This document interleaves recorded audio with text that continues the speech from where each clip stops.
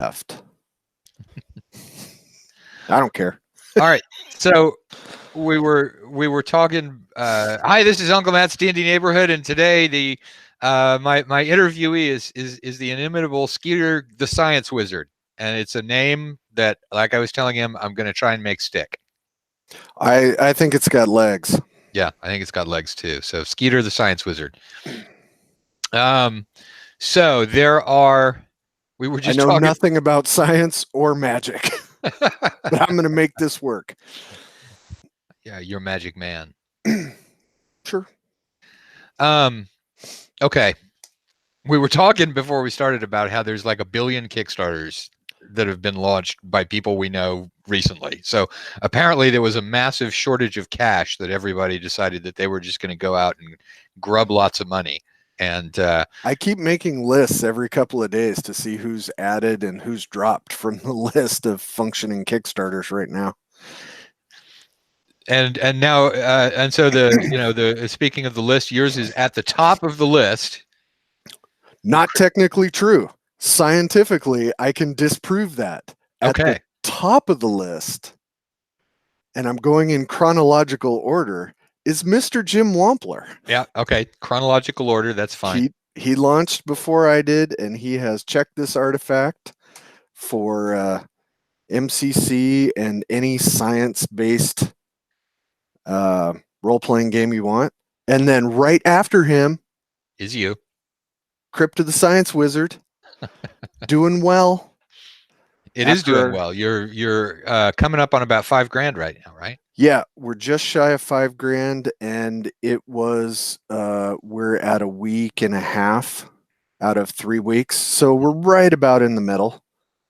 We should also say that the two people, or up 3 now, the 2 people who were watching a couple seconds ago were Rocky and Doug. So hey guys, not to make the show sound like it's not an enormously $1 million channel, but we do know the folks that show up in the chat rooms. And yeah, so Doug has a question. If Skeeter is the Science-Wizard, do we get to kill Skeeter at the end of the adventure? It's a good question. Bring it on.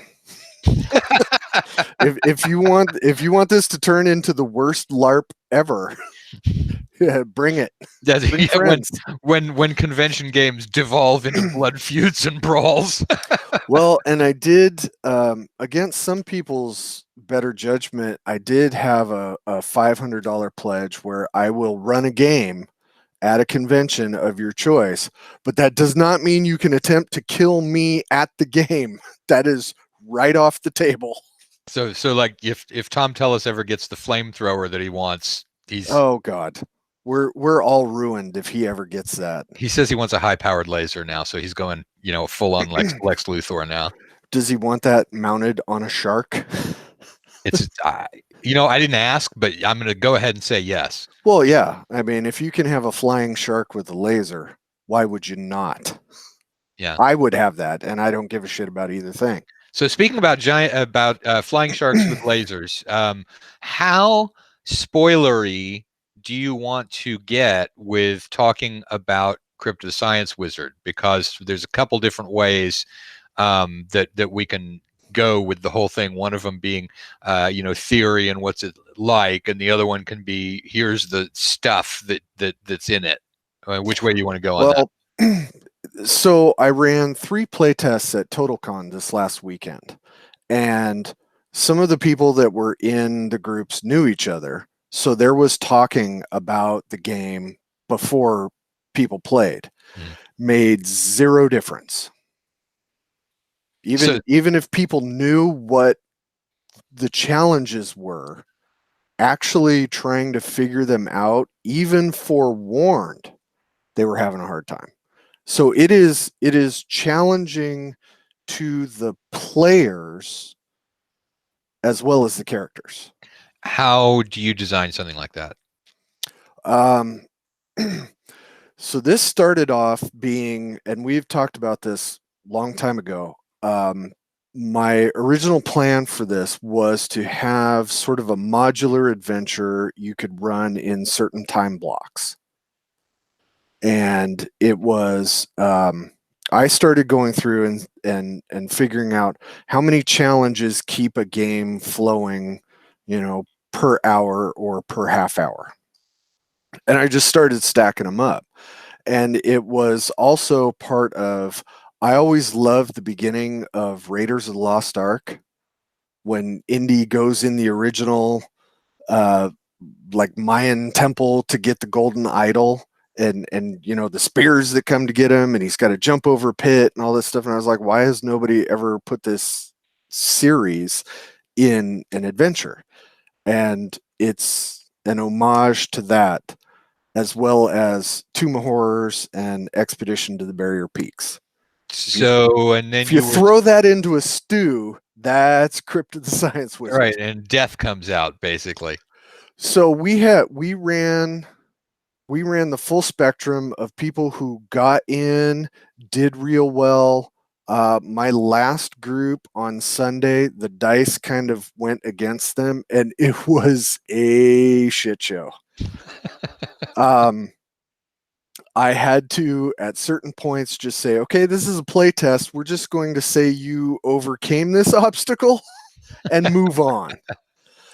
Because at a certain point, it's not fun to just sit there and beat your heads against the wall if the dice are just not treating you well. That was during a combat as well. Oh, really? There aren't a lot of combats, but it fits where they're in. My wife. What's the background on the adventure generally, so that people kind of know what context we're talking about?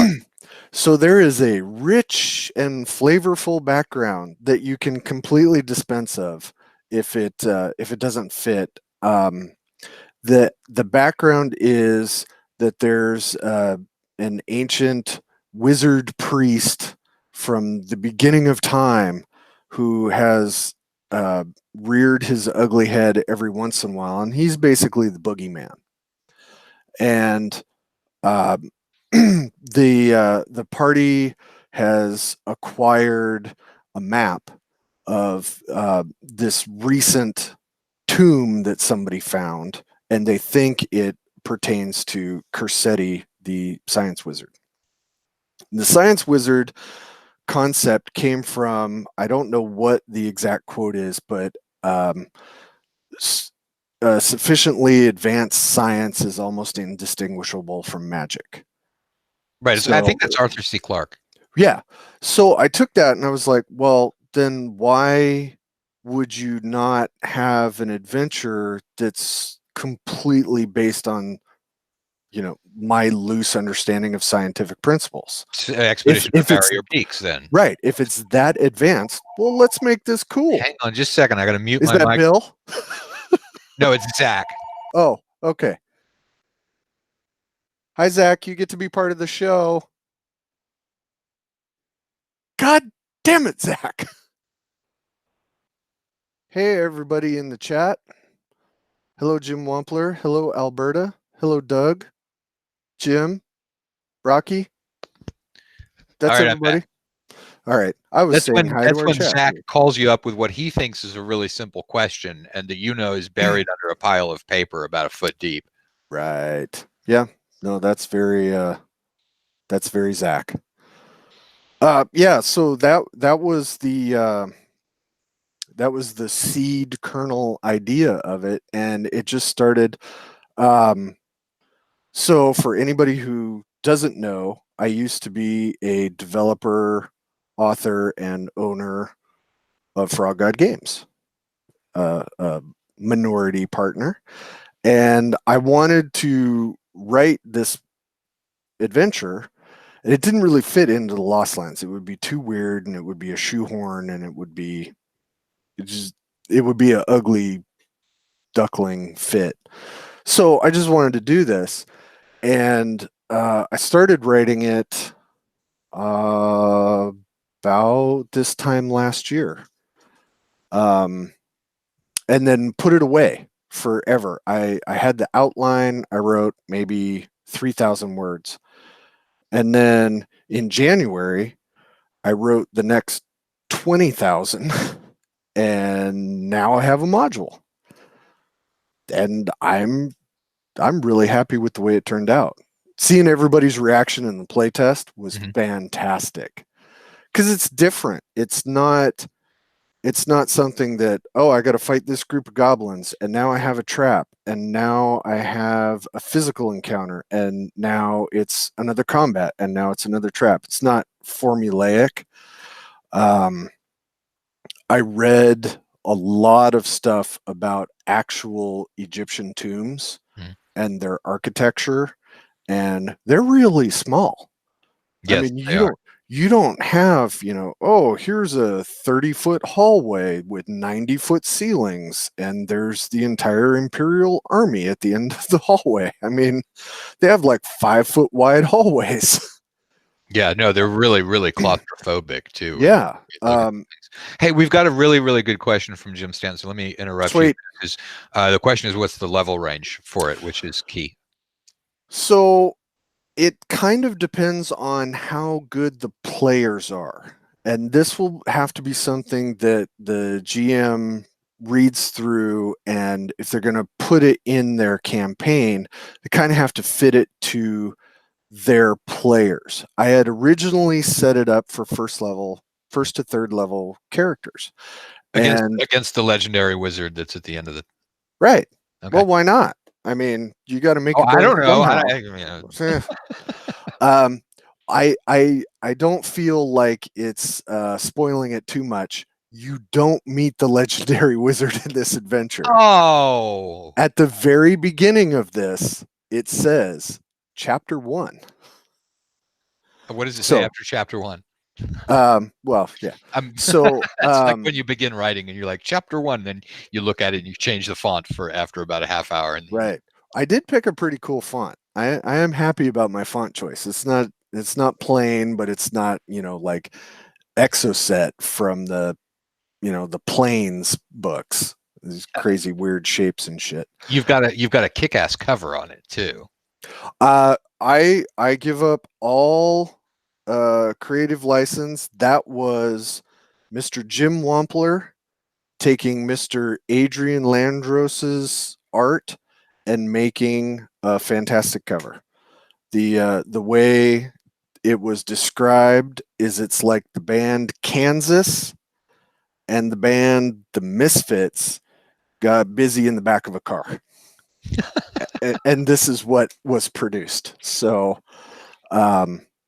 yeah, I wanted to capture like the old Erie magazines and like Fangoria and those kind of, the fonts and the Right. shapes and like the comic booky part. Let's see, somebody named Matt Finch did that before I did with the Jordoba. Yep. And I love that style. And the Death Saves guys, Joe Manganello, they're using that font on a whole bunch of their stuff, their stickers and everything, and it's just an excellent time for fonts and that feel and that vibe. Um, Excellent time for fonts is not a sentence I would have figured that I would hear you say 5 years ago. hey, I got to be me. Yeah, but it's Stranger Things has that whole series has that doing this process and making this module is a time machine that took me back to the late 70s and the early 80s when I was a kid and actually made batshit crazy adventures, and now they sort of make sense. Yep. All right, sorry, Rocky. Yeah, We'll get Rocky's it. saying We'll say we'll that get we're boring the normals by the discussion of fonts. So, yeah. although Jim's got a good point, there are normals here, and so yeah. I am very happy to see that Glenn Seal is in on this. The art that he did, I was very specific with him. I wanted it to be Glenn Seal did the art in the book, the black and white art in the book. I Glenn, wanted it Glenn to Seal, be Glenn Seal, by the way, is a gold Emmy award-winning cartographer. So you were really going for the best when you brought him on board. Then. yeah. the whole time I've been doing this, I figured at some point someone would stop me from ever doing this again. So I want this to be really good because this may be my only legacy. Because then your players are going to kill you at the end of the Yep, convention I'm game out. thinking they're entitled. So Yeah.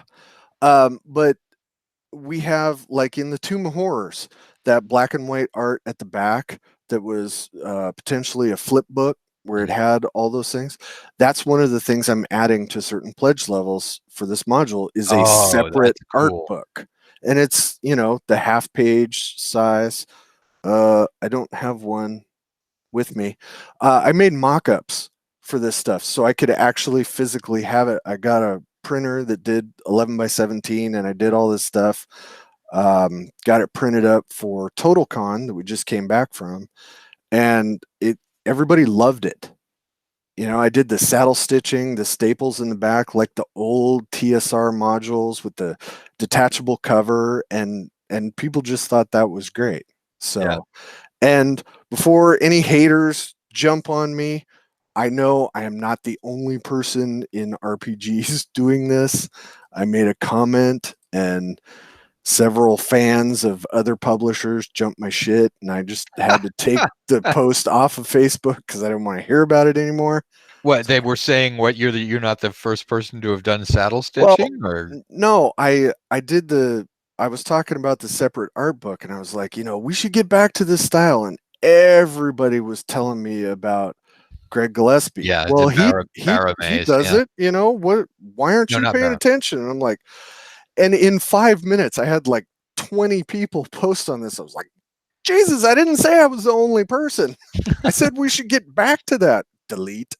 Yeah, well, the inter, it's the internet Yeah, yeah. is really some unbelievable. See, that's one of the, if anyone's ever thinking about publishing any of their own stuff, it is a great thing to do, but you have to be aware that there are trolls on the internet who will pick any little thing out there, and Get that's one some of the thick skin. yeah. So I mean, it's something that I've been saying, for over a decade now, is that it's trying to promote people putting their own stuff out there. And the biggest danger to it is people who at another part of the day might just totally love something, but you catch them at the wrong time and they'll go troll. And Right. it's a really problematic thing about, it's the internet in general. I mean, it's not any Yeah. particular group of people on it, because you look at a comic book thing and it's the same thing. But Oh, it's even worse. uh, Yeah. I do think it's a great time with the streaming and the Twitch channels and the YouTube channels. There are a ton of people that are getting into playing D&D online. It's more accessible. More people are playing, so more people are trying to create. There's the DMs Guild, and there's you know one bookshelf. They have all these options for people to do it. I think it's great. I mean, take a shot. The worst thing that can happen is somebody goes, "Oh, your work is shit," and I have heard that for years. Somebody we used to be an owner with used to tell me my writing was shit for a decade. I was more worried that it was people where you work at Boeing because you make airplanes, and if people are saying No, that your no, work is shit, that would be of concern to me when I get on a plane. no, no, no, no, no. Yeah, be afraid when you fly because I know the people who are working on those planes. They don't always inspire confidence. The so what let's take a swing away for the moment from Crypt of the Science Wizard. What advice, just because you're just off the process of succeeding with a publication that you controlled from soup to nuts the whole way through, what kind of advice do you have for somebody else who might be thinking about doing that? Find friends. You reach out to all the people you know, artists, editors, people who will put another set of eyes on your written work. If you are so artistically talented that you can do every part of the process at a high level, that's awesome. I am not that person. I had a ton of cartography help. I just sent my stuff to layout. Um, Obviously, I had a couple of different artists. I am fortunate enough that my wife is a school teacher. So the people who did my edits are honors English teachers. So that was a resource that was very helpful. Um, I have talked to a number of other small publishers about getting in contact with printers. Use your network. Don't feel like you need to do everything yourself, and never feel bad about asking somebody. Even Because people in the industry are, I mean, it's not a closed in, keep everybody out kind of community, the D&D, no, industry. People ask somebody at a convention, or if you don't know anybody, somebody that you know will, and it's fine to get, a question from someone saying, hey, I've got a friend who's doing, this and such. And, I've been on the phone a couple times with people. Uh, yeah. I mean, there are a lot of parts to this that one person just doesn't know. I have been very fortunate to meet a bunch of people who work in the RPG business, that work for Paizo, that have done work for TSR. Um, my mentor has been a fantastic help to me. oh, thank you. You're welcome. I wasn't gonna name names, but yeah, you can jump all over that one. Yeah, I'll just take it. Fair enough. As it flies by, I'm going to snag it out of the Yeah, air. just snatch it right out of there. It's like a Shaolin monk just Yeah. grabbing grabbing arrows out of there.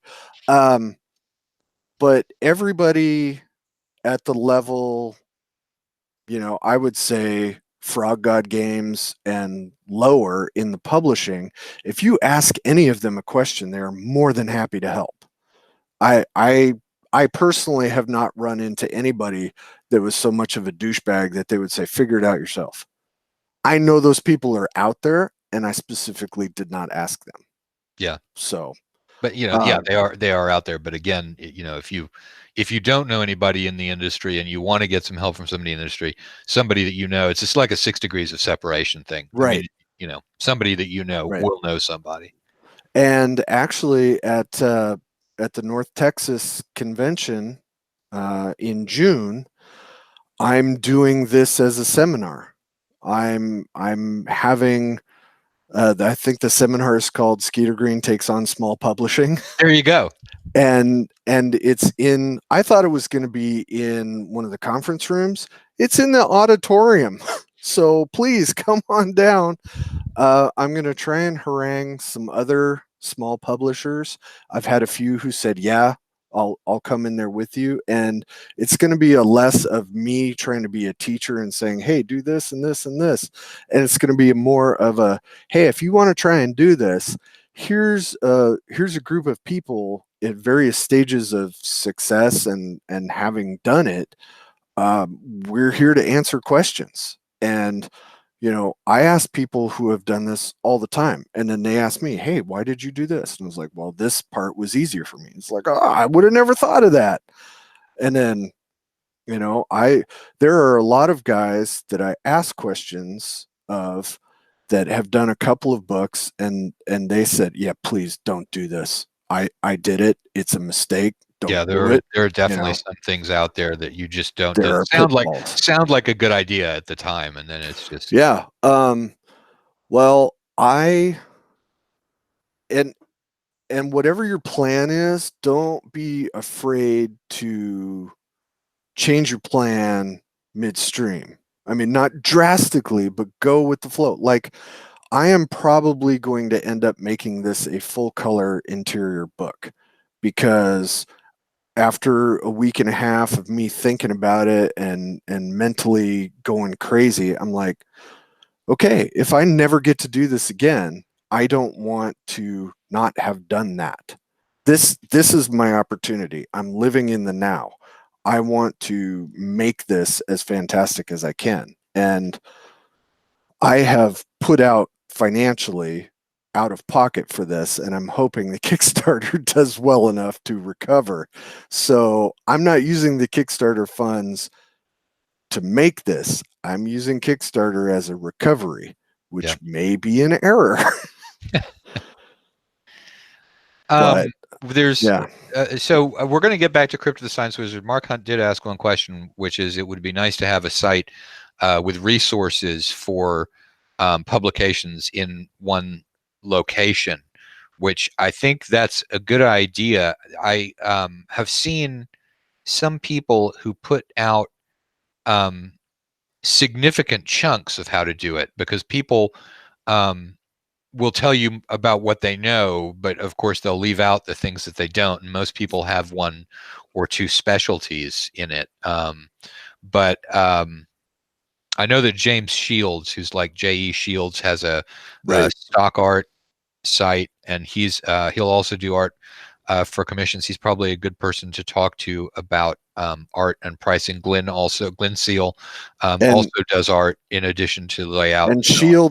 Shields is a good dude to just talk to. Yeah, I met him in person. Very nice, very warm person. Glenn has been wonderful. When I've asked, Glenn is like wired into my brainwaves somehow because I gave him very little art direction and he did the most fantastic, beyond my wildest expectations art. So, yeah, just talk to people. Don't feel like you have to go out and storm the gates on your own. yeah, no, I You think that's know, get somebody with an axe, get somebody with a bow. Do the whole Lord of the Rings thing with your publishing team, and if it fails, as long as you didn't quit your day job or put all your life savings in it, this is a hobby. I right. mean, very few people, please don't think that you're going to make $1 million in RPG publishing because I don't know anybody who's made $1 million in RPG publishing except for Jim Ward with Deities and Demigods, which he never fails to remind me of. But anyway, All right, so back to the Crypt of the Science Wizard yes. though, because I've got one of my questions that I had is so are are you designing it in the kind of um uh here's the thing, figure out what it does from Barrier Peaks when you were talking about the mix of magic and um technology, or how are you were talking about how about blurring that line. How's it blurred? So the technology that is represented in this is not overt. Like you don't find ray guns in Right. there. Um, it's more the stuff in the background. Um, like there's a trap, and I'll use this little spoiler. There's a trap that vents gas, and the gas is sulfuric.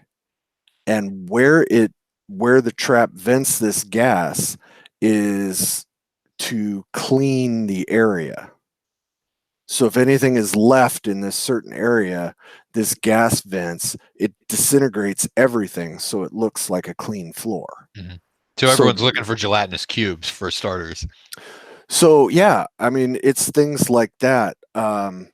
There are mechanical doors run by gears, so you hear a grinding, but you don't know where any of it is because it's not obvious. Um, there are some situations where I play on player knowledge and screw with people. So there are those. My wife is a huge fan of anytime I tell her about D&D stories, she always says, "Why don't you use the tropes against people?" Mhm. And I'm like, "That's just pure evil." You're not allowed to do that. You know, It's you against the can't do. rules. Well, and she'll constantly, anytime something happens, like we'll go into a building or a restaurant or something, and every once in a while she'll like hit me and go, "Did you look up?" And I'm like, "You can't say that." Or she'll say, "Never get in water underground." It's Good it's point. those it's those kind of things. she knows, and I've used some of those, and in the play test, they absolutely worked. Mhm. The players get into their head more than actually experience these things, and they make it. Some of them made it harder than it was, which is And perfectly fine with me. sure, and then it also does the other thing of if they realize that they are seeing things through the lens of the player, that actually kind of might break you out of the whole I'm a person sitting around a convention table and get you more into the atmosphere of it too, I think. Well, it's funny that you mentioned that because the story dynamic tension when we get a couple of hours into this, people are invested, Mhm. which is, I mean, that just makes my heart burst. That is fantastic. Because what I hate is when people are sitting around at a gaming table at a convention and they're tapping their pens and they're bored. Yeah. I didn't have any of that. So I was very happy that they were engaged. And Jim Stanton also makes a good point that when you have an adventure where the tropes are wrong, it also actually helps back in the home campaign when those tropes reappear because you've had taken a little break from them as well, which is Right. a good. And if somebody, I mean, if somebody takes one of my ideas and takes it back to their home campaign and goes, "Oh yeah, I saw this cool thing. Now I'm going to mess with you guys." That's wonderful. This is a shared storytelling environment. I don't have to win. I can make it so everybody can die very easily. I don't want to win. I want to have everybody engaged and I want them to have a good time.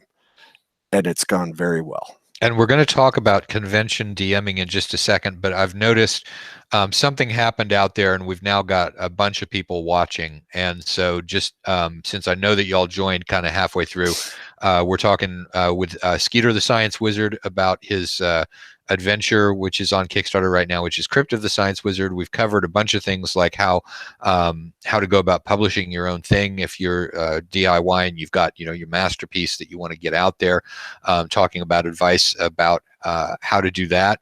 And so, having done that sort of midstream catch up on everything, let's go back to convention DMing because you play tested it numerous times at the conventions. What's your thinking when you walk into a you're the DM, you're at a convention, you're the one standing there, people start to sort of gather around the table. How do you introduce them to what it is that's going to go on? Say, you have two people walk in and then three people. I mean, what are you doing at that point to get them sort of ready for the game?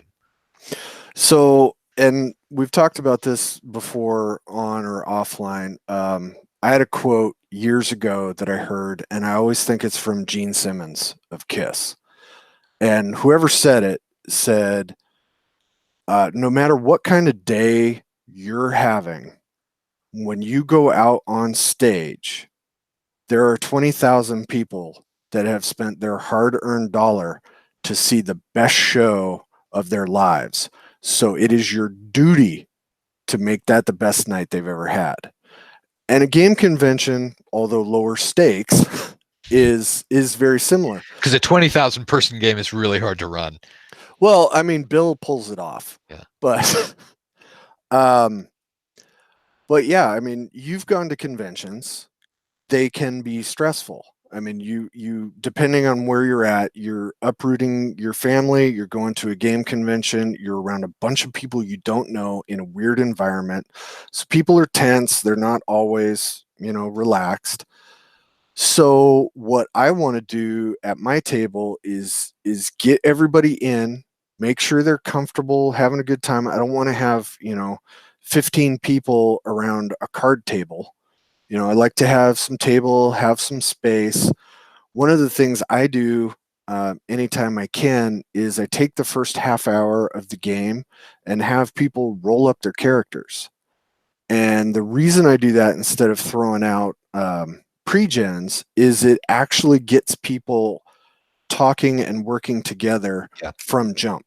They Yep. start they I've done. start Yeah, they start figuring out, well, if you're going to be a cleric, I'm going to be the thief, and we need a fighter, and who's going to be a wizard, and all that stuff. They start planning right off, and they don't even know they're doing it. So that kind of funnels them to working together.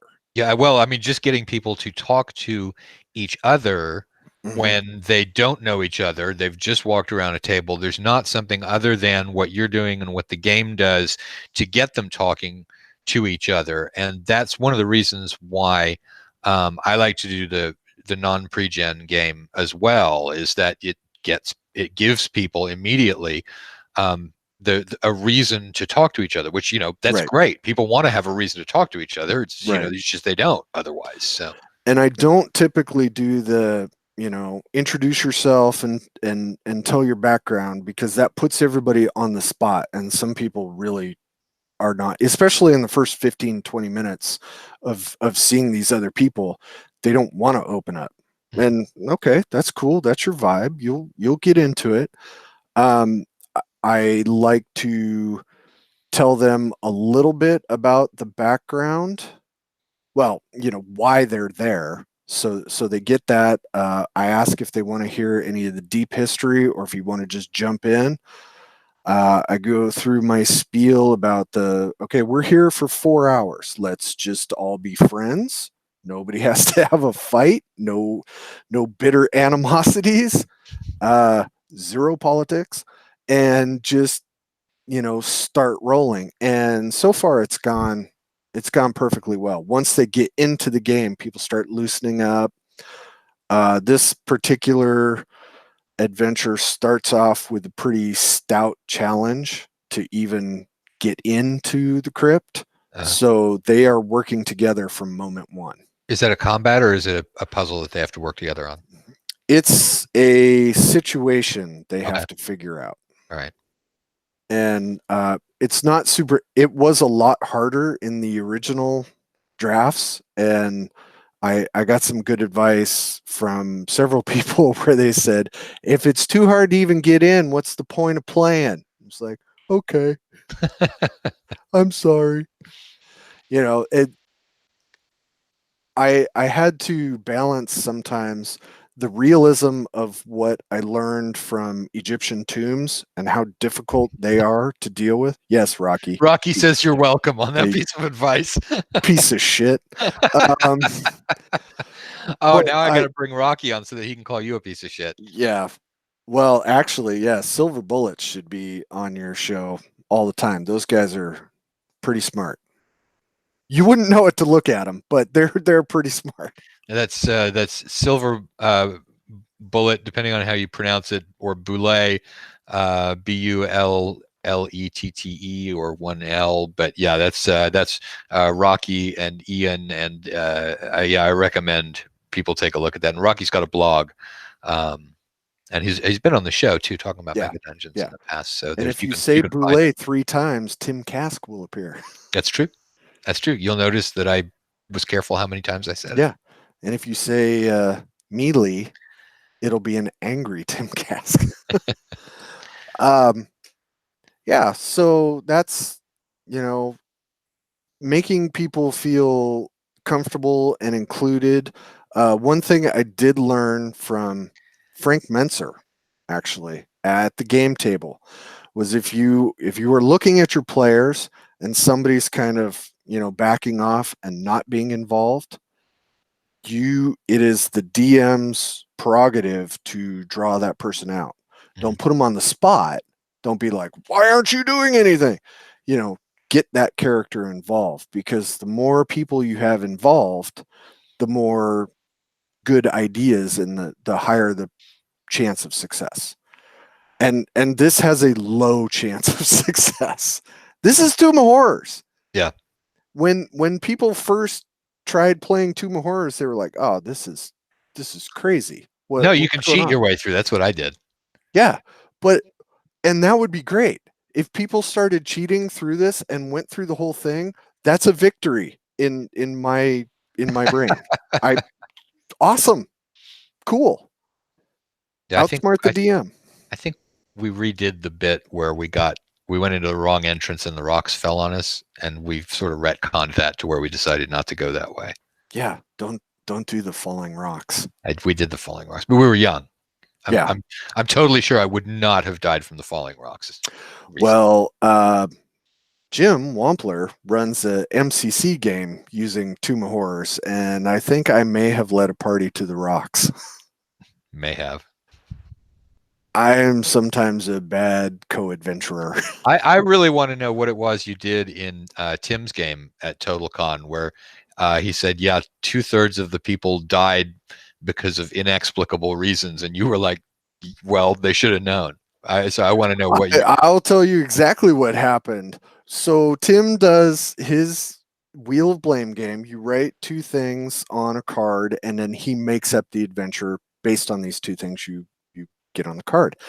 And the goal is for each round, you can get some kind of icon, a key. In this case, it was a marble, and that's how you will eventually be able to go home. That means you have succeeded.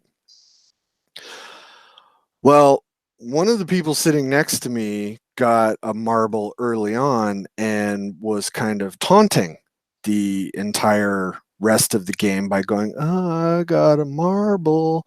Finally, I got tired of it, and I said, it doesn't matter when you get the marble, it's if you can leave with the marble.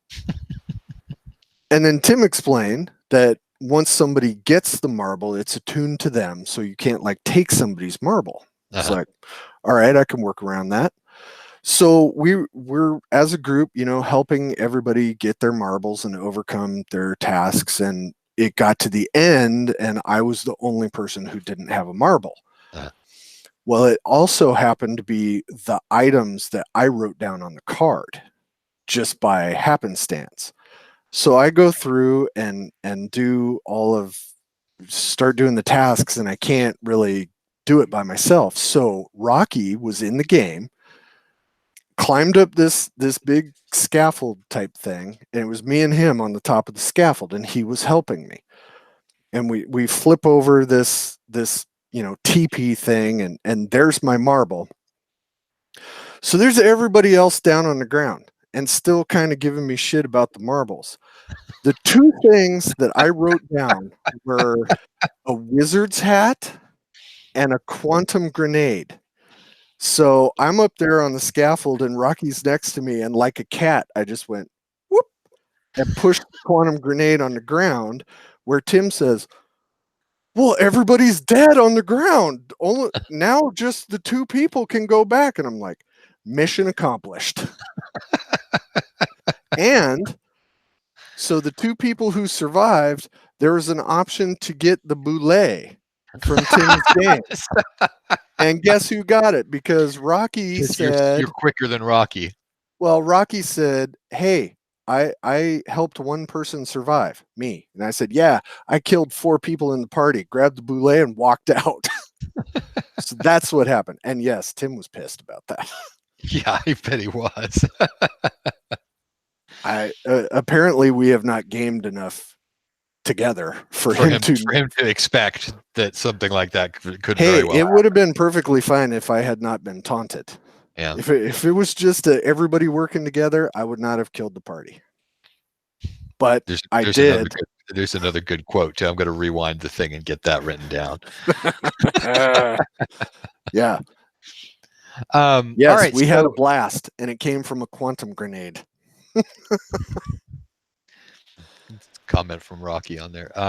Okay, so anything else that people should know about Crypt of the Science-Wizard? My guess is that most of the people who are in the chat have already signed up on the Kickstarter. If you have not, strongly recommend picking up Skeeter's Crypt of the Science-Wizard. It's in Swords and Wizardry rule set. It's in 5th edition rule set. So if you play either one of those, you're all set. I thought it said on the Kickstarter that it was Swords and Wizardry. No, it's both. Okay. It's 5e and Swords and Wizardry. I hope it says both. Yeah, it says both. All right. It must have been where they chopped off the title. Was right after Swords and Wizardry. Yeah.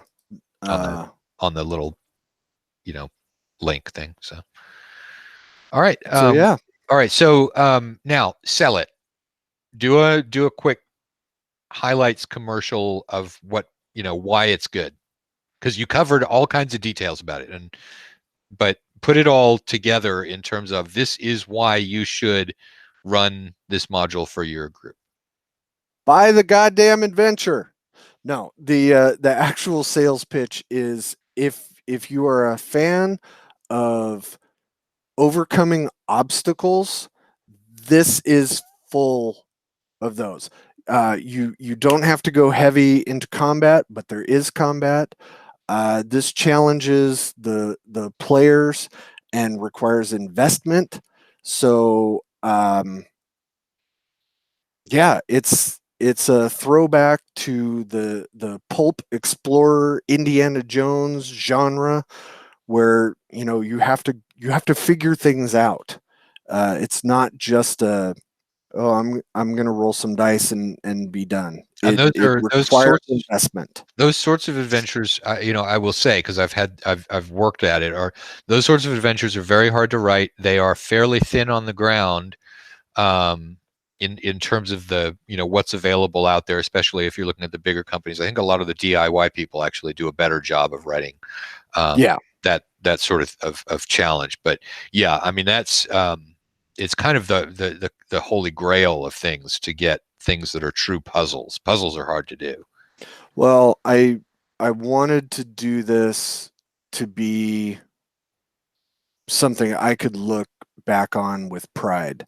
I mean, I didn't not to knock anybody, but I didn't want to have, oh, here's a bunch of kobolds and they attack you. That kind of adventure can be done by anybody. I wanted this, and some people are going to like it and some people are going to absolutely hate it. Oh, sure. But I mean, that's true of any really good module. Right. I hope that people will at least give it a chance and take a look at it. I mean, I put some effort into it and I think it shows. I've gotten a lot of great feedback. Even when I had people say you should make these changes, I didn't take it as your adventure sucks. It was, this will make it even better. And I got some people that were very good at 5th edition, because I am weaker at that one than Swords and Wizardry, but it has really worked out well. That's awesome. So, all right, everybody, go out, and the Kickstarter is still live.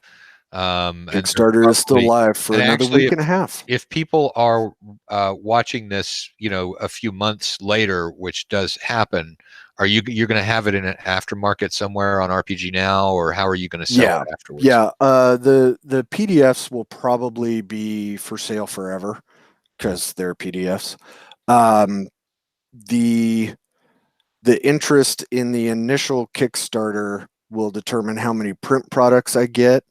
And if there is a later interest, I am going to reprint it with a different color just to distinguish first printing from additional printings. Yeah, there's some people to whom that's really important, Guppy.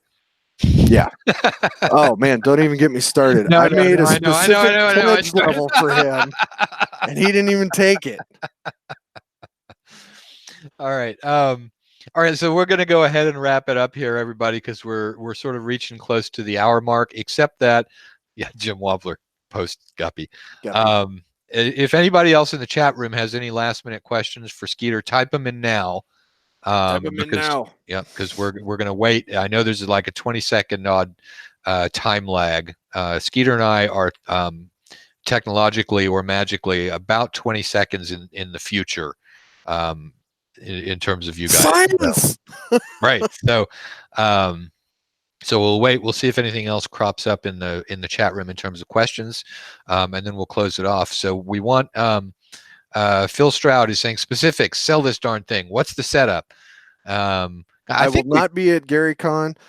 It's a crypt in a desert filled with traps from an ancient wizard priest, one of the boogeymen from the beginning of time. And the secret is it's not really magic. It's all science-based. And it's filled with obstacles that you have to figure out. So we're talking about filled with obstacles. So it's combat, traps, puzzles, mysterious passages, and cool art, hieroglyphics, pictographs, repeating geometric shapes.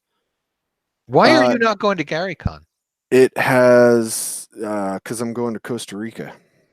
Oh, okay. It has 2 photons.